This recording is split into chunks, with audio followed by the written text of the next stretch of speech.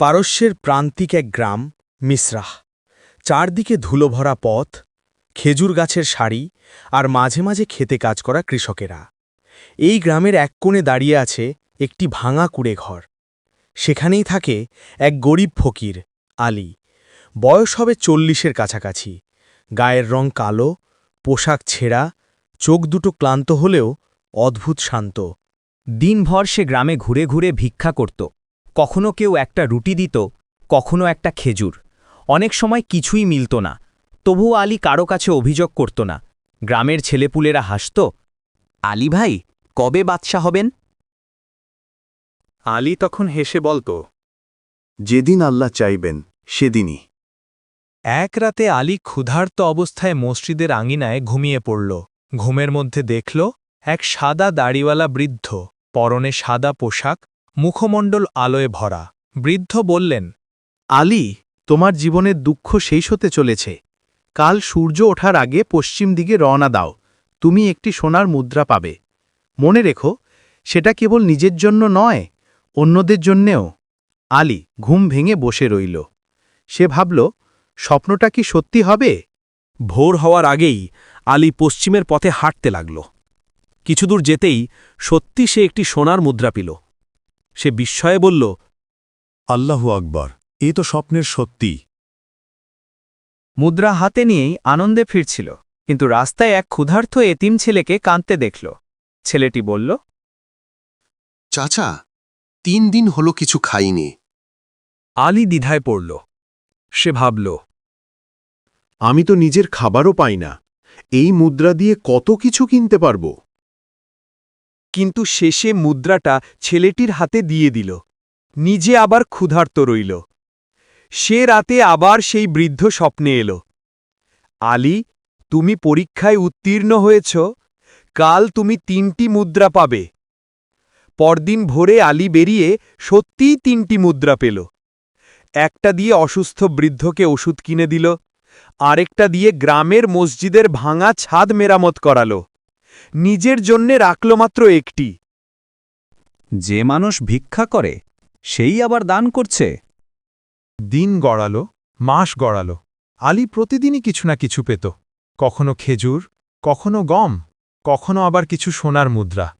সে কখনো তা একা ভোগ করত না, সবার সঙ্গে ভাগ করে নিত। মানুষ তাকে সম্মান করতে শুরু করল। যে আলীকে একসময় ফকির বলে ডাকত, এখন বলে, আলী ভাই, আপনি তো সত্যিকারের দয়ালু মানুষ। আলী ছোট ব্যবসা শুরু করল। খেজুর কিনে বাজারে বিক্রি করত। সততার জন্য সবাই তার কাছে আসতে লাগল। ধীরে ধীরে সে ব্যবসায় সফল হয়ে উঠল। পারস্যের বাদশা ছিলেন বৃদ্ধ কিন্তু ন্যায়পরায়ণ। তিনি শুনলেন মিসরা গ্রামে আলী নামের এক ফকির ছিল, যে এখন ব্যবসায়ী, আর তার সততা ও দানশীলতার জন্য মানুষ তাকে ভালোবাসে। বাদশাহ তাকে ডেকে পাঠালেন। দরবারে গিয়ে আলী মাথা নত করল। বাদশা বললেন, আলী, তোমার সততার গল্প আমি শুনেছি। আমি চাই তুমি আমার উপদেষ্টা হও। আলী ভয়ে বলিল, হুজুর, আমি তো রাজনীতি জানি না। বাদশাহ হাসলেন, সততা থাকলেই রাজ্য চলে। জ্ঞান শেখানো যায়, কিন্তু সততা শেখানো যায় না। দরবারে অনেক মন্ত্রী ছিল, যারা আলীর উত্থান দেখে হিংসায় জ্বলছিল। তারা ফিসফিস করে বলল, এক ফকিরকে বাদশাহর পাশে বসানো মানে রাজ্যের অপমান। তারা গোপনে চক্রান্ত করল। রাজকোষ থেকে সোনা চুরি করে দোষ চাপাল আলীর ওপর। বাদশাহ কঠিন পরীক্ষার ব্যবস্থা করলেন। আলী কাঁদতে কাঁদতে শপথ করল, আমি যদি অন্যায় করে থাকি, আল্লাহ আমাকে শাস্তি দিন। অলৌকিকভাবে সেই রাতেই চোর ধরা পড়ল। প্রমাণ হল আলী নির্দোষ। এই ঘটনার পর আলীর প্রতি মানুষের আস্থা আরও বেড়ে গেল। সে দরবারে বসেও গরিবদের পাশে থাকত।